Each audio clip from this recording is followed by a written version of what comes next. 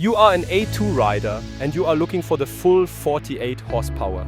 Here in beautiful Switzerland, we tested the 35 kilowatt fleet of Suzuki's 800 series. Which one is the best fit for you? You'll find out in this video. Stay tuned.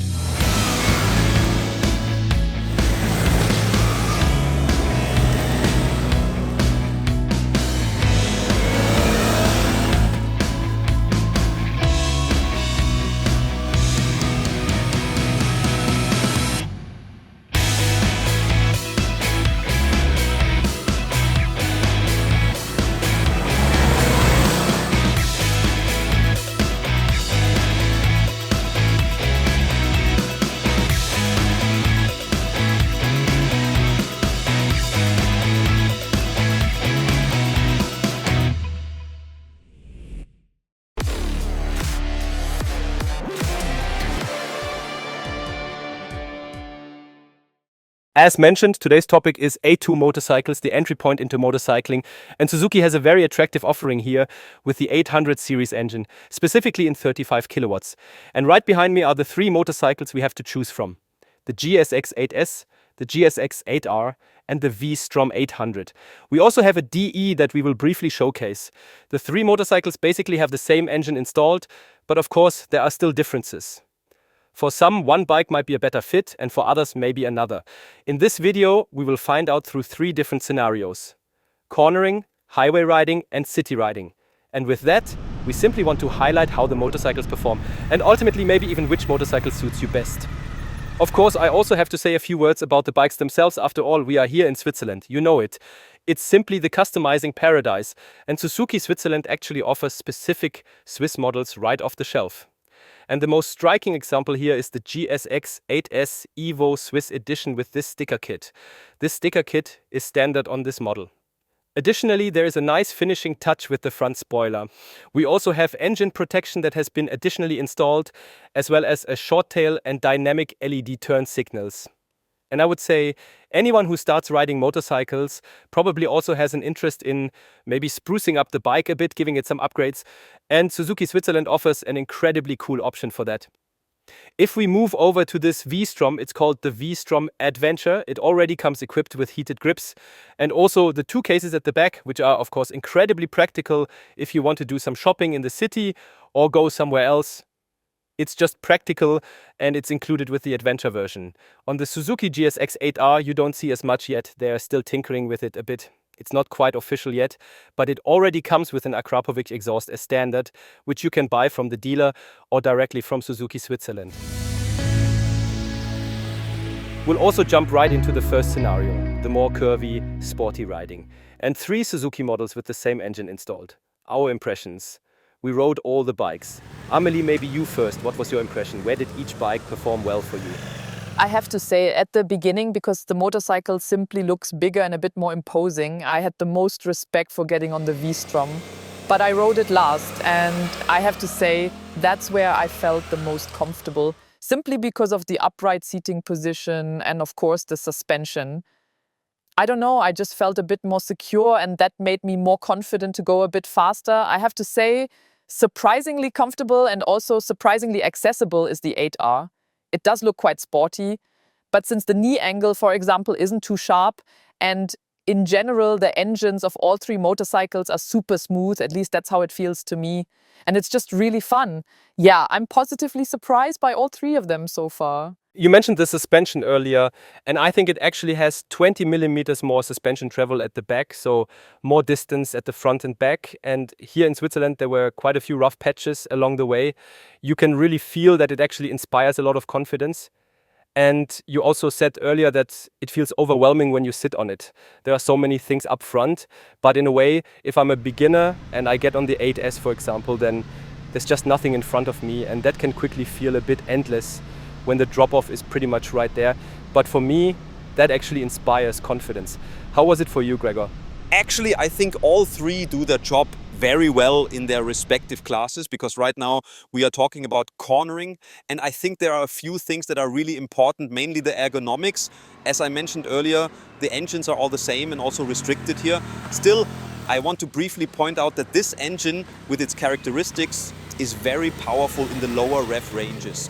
In my opinion, it's almost predestined for restriction because the throttle limitation mostly affects the upper rev range. This means that in a 48 horsepower variant, it's not really worth revving it out that much. But that's not really the character of this 800 Suzuki twin cylinder anyway. Even in its unrestricted version, where I've ridden it a lot across different models, it's simply an engine that you mostly shift in the middle of the rev range. And that feels right, it feels awesome. You have massive torque, and that doesn't change with the A2 variant. Now, let's get back to cornering. Even though the heart is the same, I think there are huge differences in the riding experience, especially on slightly more demanding, sometimes uneven roads, because the ergonomics and the differences in suspension between the bikes have a huge effect. On the Suzuki, as mentioned, you sit quite exposed on the motorcycle, but this makes it extremely agile. Through the wide handlebars, it's perfect for pushing into corners. On a twisty road, I think it's almost one of the best. At the same time, the 8S, compared to some other naked bikes, especially those aimed at beginners, it does not have too soft a suspension. It actually won the big middleweight naked bike comparison with us the year before last, simply because the suspension strikes such a perfect balance between stability and comfort. The 8R, with its ergonomics, you're a bit more leaned forward. But Amelie, I agree with you, it's surprisingly comfortable. You can almost sit completely upright if you slide your hips a bit toward the tank. You don't have that pressure you usually get with super sporty motorcycles. There's no strain on the wrists. I'd even dare to take longer rides with it, but we'll get to highways and such a bit later. But what about the steering behavior? With its slightly more angled handlebars and the slightly different seating position, I think you tend to pull the bike into the turn more than press it. Of course, you can press it if you want to, but you feel that the bike wants to be leaned into the corner with your body. And the good old V-Strom, well, it just wants to handle things comfortably. No, I think it's about enjoying the scenery. Of course, you can pick up the pace a bit with it. It's very harmonious and neutral in its steering behavior. It's well suited for pushing through with that extremely wide handlebar. But true corner crushers will probably stick to the 8S or the 8R because the lean angle on the V-Strom is definitely the most limited of the three. But still, I like it if you just know, okay, now I don't need to push too hard. You both mentioned it, an upright seating position for a sport bike. And I think if you're just starting out with motorcycling and you're interested in that sporty look, it's actually not a bad compromise. Because you still have the upright seating position, you have more control, more safety, but in terms of looks, you basically have a sport bike. And what you said about the V-Strom, I also think that many beginners might believe that only sporty looking bikes can ride sportily. But with a bike like that, if you've never ridden a motorcycle before, just try it out in the corners. It's so much fun. Like you said, with the wide handlebars, you can push it in, you have the confidence, you get good feedback, and you can actually ride just as agile through the curves. That's kind of a myth I wanted to clear up real quick.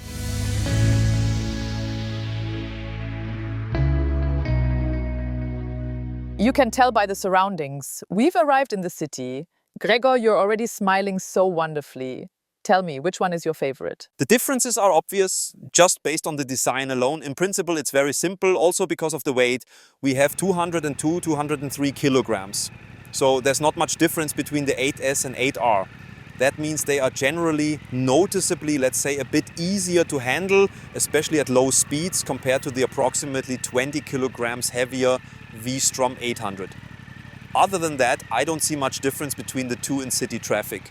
Because of the slightly different handlebars, I would say the 8S is even a touch more agile. For example, and I know, Frankie, it's not allowed in Switzerland, unfortunately, but in Austria you are allowed to filter between standing lines of cars. And for that, I already thought the 8S would be my preferred choice because the mirrors are mounted on the handlebars. That means you can make evasive maneuvers more easily when there's a car driver at the same height in traffic, unlike with the 8R where the mirrors are fixed to the fairing. But otherwise, there's really very little difference between them. In general, I want to emphasize that the engine is absolutely smooth, incredibly controllable. Also, when it comes to throttle response, powerful, as we mentioned before, and especially at traffic lights, it's an advantage. So I think the engine is very well suited for the city. Only with that initial throttle response, I think Frankie might want to add something to that. So I'll just hand it over now. And my ranking would be the 8S for filtering through traffic when you're really in dense city traffic, the V-Strom 800 if you like having a bit of an overview in the city, almost looking down from a higher level at the crowd around you. And I think in the city, especially in front of the ice cream shop, the 8R, well, that's a matter of taste, but it definitely makes the nicest, sportiest impression. Maybe I'll just pick up where Gregor left off with the throttle response.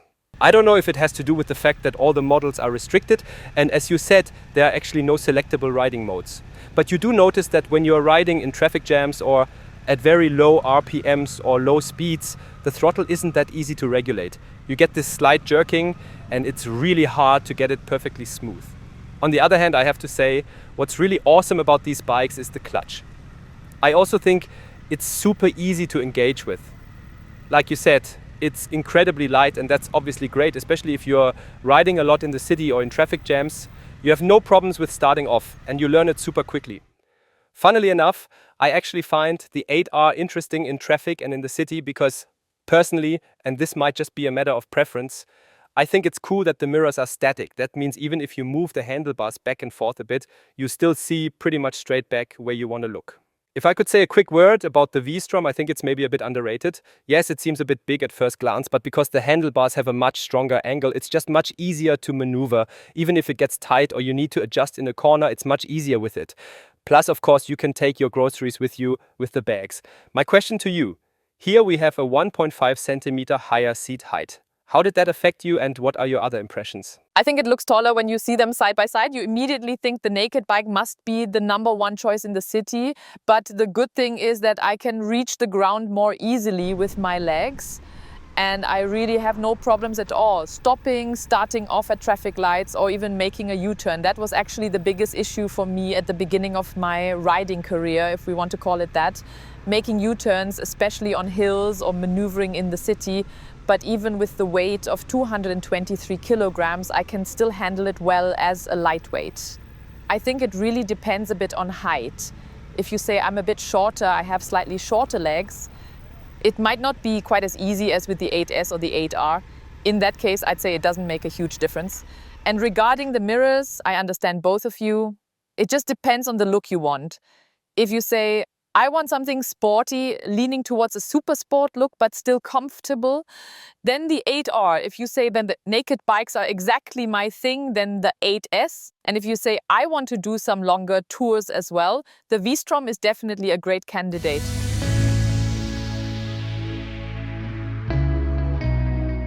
Frankie, first of all to you, you're someone who really enjoys going on adventurous motorcycle trips, and what I always admire about you, unlike me, who is definitely more comfort driven, you post about these 12, 13, 14-hour days in the saddle. So maybe the interesting question here is comfort in the saddle with these 35 kilowatt Suzukis. What's your ranking? When I saw the bikes, of course, I immediately thought it's obvious. The V-Strom, you have to mention the windshield. There's just no way around it. It's a huge factor that simply makes life easier when touring. But then with the 8R and 8S, there were differences that I actually didn't feel. Differences that I anticipated but didn't experience. For example, in terms of seating position, even when riding for longer periods, the knee angle isn't actually that far apart. Of course, on the 8R, you're a bit more tucked in, a bit sportier, but everything from the waist down is pretty much identical. And that actually surprised me. I think you can also ride on the highway with the 8R. You can also enjoy riding on country roads. And another thing regarding comfort, the seat. I don't know, I'm curious what you guys think. I actually found it relatively firm at first glance, but we rode for half an hour, which isn't much, but my butt didn't hurt. And there are other motorcycles where that happens pretty quickly. So I was pleasantly surprised in that regard too. I can only agree. I also think back then, because I wanted a super sport, or rather something in between comfortable and sporty, I think the Suzuki, specifically the 8R, does a fantastic job visually, and also in terms of riding, I think it's great. I actually find it even more comfortable than it looks. So you're kind of pleasantly surprised, but there isn't one here that's uncomfortable or that I would say I wouldn't do a day tour on. On the highway, we were going up to 120, I think. That's the limit here, of course, and we stick to it.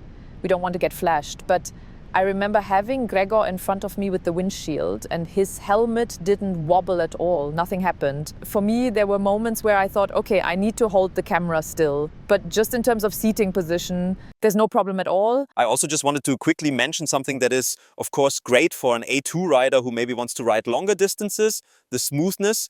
I really noticed that With this 800 engine, you're riding 120 at 5,000 RPM, and it's just so incredibly relaxing. If you compare that to a 250, you're always revving it up completely. I just wanted to add that because it just came to mind. Yes, that's really important, the engine speed at highway speeds. Even in the restricted version, the Suzuki really stands out here. A couple more details I want to add that are relevant. First, if someone says, okay, I'm not just riding alone in a relaxed way, but maybe also with a passenger or heavy luggage, well, of course, it makes sense to go for the V-Strom 800 just because of the available luggage solutions.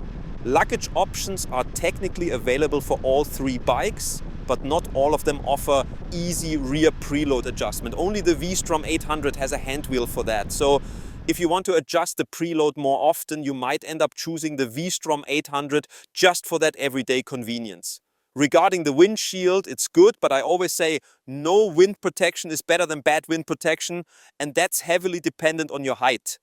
So I'll say it straight, at 1.85 meters, I did notice quite a bit of turbulence with the windshield starting around that height, but in return, your upper body and shoulders are nicely shielded from the wind. Of course, you can still easily do a highway stretch on the others too, but if you're doing that all day, or maybe even for a whole week, you'll definitely feel more physical fatigue due to fighting against the wind.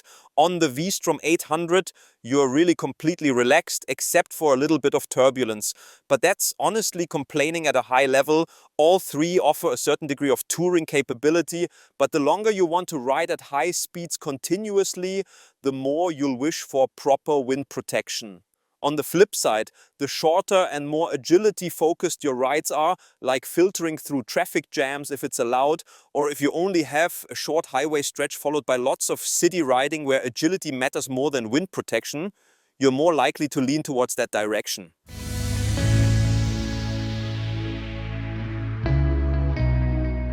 As you can see now, there has been a small change in our Suzuki fleet. We swapped out the V-Strom for the V-Strom DE because we wanted to quickly show you this beautiful Swiss edition Jebel. It's equipped with a punchy SC Project exhaust and this cool sticker kit. The paint job has a bit of a retro, rally-inspired vibe, which we really like. What's special about it is that this is the open version, not the restricted one. And we also did a little experiment, and Gregor is going to tell you a bit more about that. A simple question, of course, because since the motorcycles are restricted, you can definitely keep riding them much longer after your A2 license phase. And to give you a sense of how much actually changes, we did a simple roll-on test. Fully compliant with regulations, we accelerated from 30 kilometers per hour to 80 kilometers per hour, both in second gear. We tested the 8R, which is restricted and delivers 48 horsepower, but is 20 kilograms lighter than the Suzuki V-Strom 800 DE, which on the other hand pushes out a hefty 84 horsepower. So the result was predictable, but we still filmed it for you here.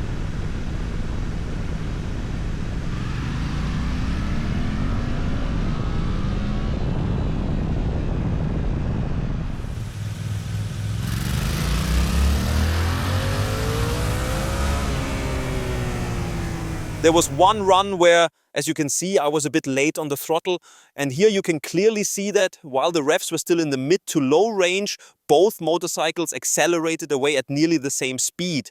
Even the restricted version has almost the same torque in the lower rev range as the open version. It's only at higher revs that the restricted version starts to lose power. So as long as you stay in the middle to low RPM range, you hardly miss anything. And then when you eventually get your full license and can de-restrict the engine, you'll notice a significant difference with much more power at the top end, allowing you to really tap into the sporty side of the bike. Just a little insight into how much can change, but now it's about more than just the engines. So maybe Amelie, why don't you summarize for our viewers which of the 800cc Suzuki bikes is best suited for whom? The naked bike will probably appeal to a lot of people looking for a balance between comfort and sportiness. I think it's perfect for someone who might be returning to riding after a break or someone who hasn't ridden in a while. But all three are very accessible. The 8R is just the sportier version of the 8S. If you want a bit more fairing and want to look a little sexy in front of the ice cream shop, then the 8R is a great choice. Ultimately, none of these bikes is a wrong choice. They all have, I'd say, mostly positive characteristics and are super accessible for complete beginners or people returning to the hobby. I think you've really nailed it. And for everyone watching who's considering buying their first motorcycle and has never owned one before, remember to focus less on the looks and more on what you actually want to use the motorcycle for. Of course, that can evolve over the course of your riding career, but in the beginning, think about what you want to do with the bike and choose based on that. You'll end up riding more comfortably and be happier with your decision in the long run. And with those lovely words, we'd like to wrap up the video. Thanks for watching here from Switzerland and always ride safely. Have a great day.